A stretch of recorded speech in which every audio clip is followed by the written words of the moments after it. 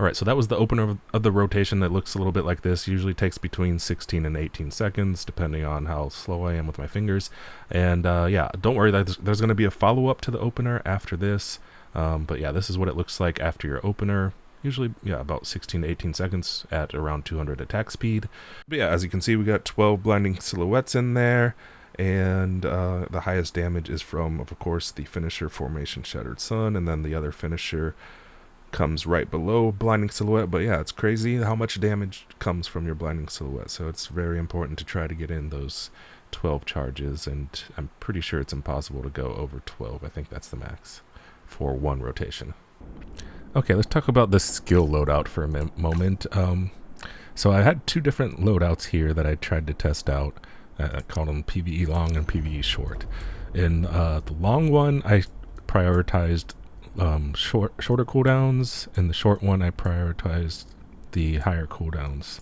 So like I have more points up down here in this version, and then you see in this version we only have 3 out of 5 here, but I maxed out Unsheathed Sword Spirit. The other way around, I only have 6 out of 15 on Unsheath and maxed out High Determination. And the short answer is, basically that it doesn't seem to matter. Because let's go ahead and look at the damage we did with those. So like this one was with short, 258 DPS over 2 minutes. So the idea was to find out if like prioritizing shorter cooldowns over a long period of time would give us more damage. So yeah, this is long. We got like 1k more damage per second with long versus short. And this one was also long, where I got 252. So there's a very small gap, and most of it probably has to do with crits and stuff like that. So like, it doesn't seem like it really matters where you put your points, to be honest. And this goes for both long and shorter battles. Let me see right here. We did 18 seconds with, I believe, one of these was long, one of these was short. I forgot to label which one was which. But as you can see, it's still not a huge difference between the two in terms of damage. It mostly has to do with the amount of crits, because you can see like on here, Blinding Silhouette, average damage 224. So that means in this run, I did a lot more crits with Blinding Silhouette compared to this one, where the average damage one was 158. So basically, if I did the same amount of crits with this one, it might have been more than the other one, barely, or about the same. And yeah, but basically it's the difference is so minimal that it doesn't really matter where you put your points in the skill tree. That being said, yeah, you can go ahead and have a look at the skill tree. A few things to note here. Of course, we max out enchantment level 4.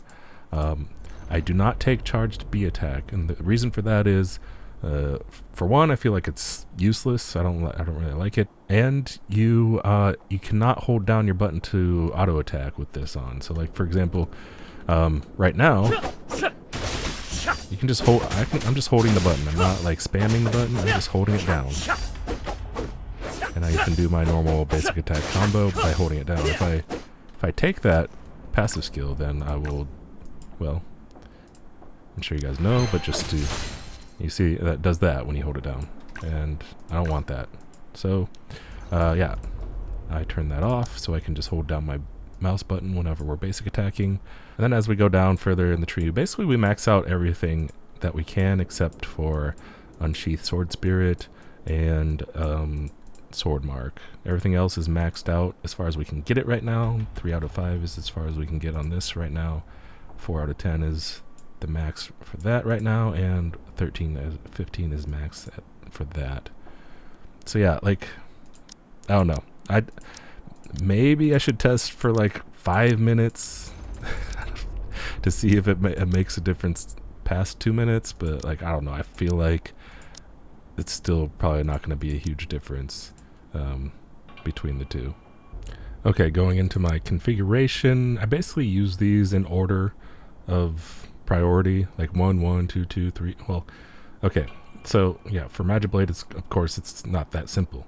I go 1, 1, 2, 2, 1, 1, 1, because that's 3 more blinding silhouettes. 3, 3, wait, 3-3-3-1-1-1. And we don't really use these two, the last two, Unsheathed Sword Spirit and Triple Flash. We don't use those to build up our meter because they're really slow and they don't really build meter that quickly. So those kind of get thrown in basically as soon as possible, either before or after we start using Blinding Silhouette, and then whenever they come off cooldown.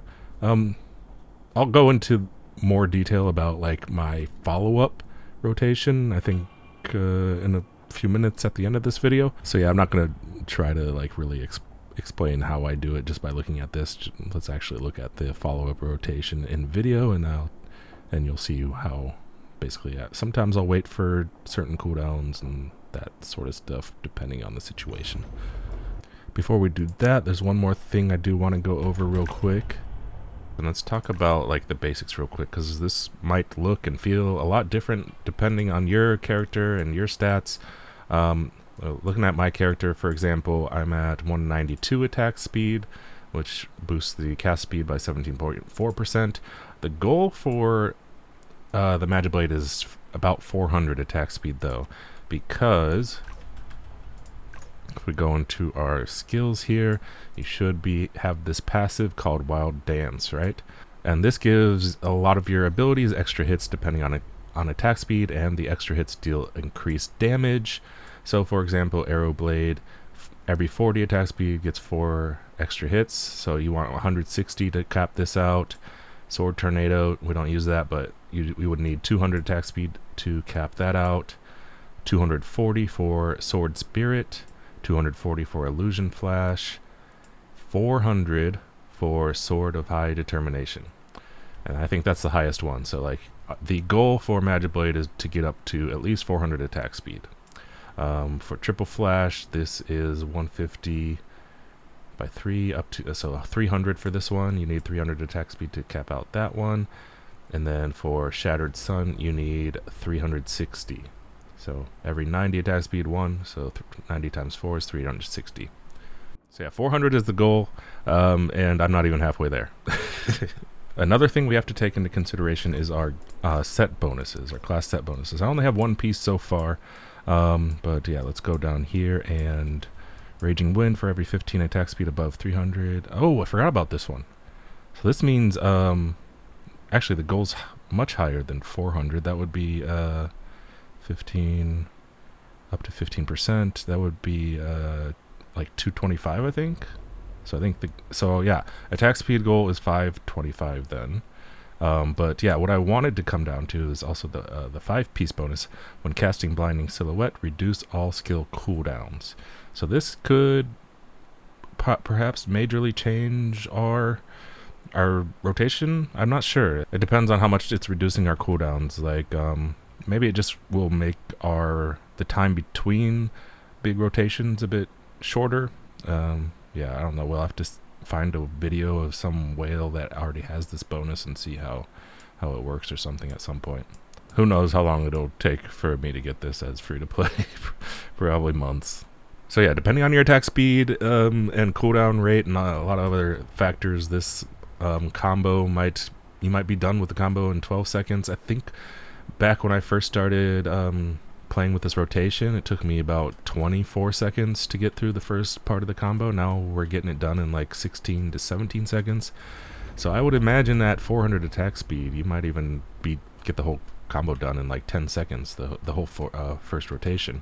Anyway, so let's get into the second part of the rotation. So once your abilities are all on cooldown, what do you do then? Alright, so basically we're basic attacking. We're going to hit Blade Dance when it comes off cooldown here, Unsheathed Sword Spirit, go back into our basic attacks, and then we're going to wait until Blinding Silhouette comes back up. Alright, Blinding Silhouette's back up, so we're going to hit Blinding Silhouette 2 times into Blade Dance Crescent Blade, Blinding Silhouette 3 times into Illusion Flash, into Sword Mark twice, into spamming Blinding Silhouette till it's all gone, into Magic Imbuement. So basically in the follow-up rotation, we want to use Magic Imbuement on cooldown, as well as Unsheathed Sword Spirit and Triple Flash, because these two do not play into our Blinding Silhouette. These two abilities are too slow to build up Blinding Silhouette charges. And you might question why we use Magic Imbuement on cooldown instead of waiting to save it for our big abilities. But the main reason why is because Magic Imbuement also buffs our basic attack, and our basic attack over a long period of time actually becomes our second strongest ability. So basic attack is strong, especially with Magic Imbuement, and the amount of downtime we have. Maybe when we start getting into like lower CDR rates, maybe we start thinking about saving Magic Imbuement. But for now, yeah, I would definitely use it on cooldown. And then what about Illusion Flash, Sword Mark, and Crescent Blade? We'd never use these abilities unless Blinding Silhouette is active and we're trying to build up more meter, because these are huge for building up Blinding Silhouette meter. The only ability we use both with and without Blinding Silhouette active is Blade Dance, because this is a short cooldown. You will want to weave this in between Blinding Silhouette, so pay attention to the cooldown on your Blade Dance. If you see Blinding Silhouette is coming up in like 12 seconds and then Blade Dance is coming up in 7 seconds, I would let that 5 seconds pass. I would wait before using that Blade Dance. Just wait until Blinding Silhouette comes up, and then Blinding Silhouette into Blade Dance, into Crescent Blade, into 3 Blinding Silhouettes, into Illusion Flash, into Sword Mark, into spamming Blinding Silhouette for your follow-up rotation.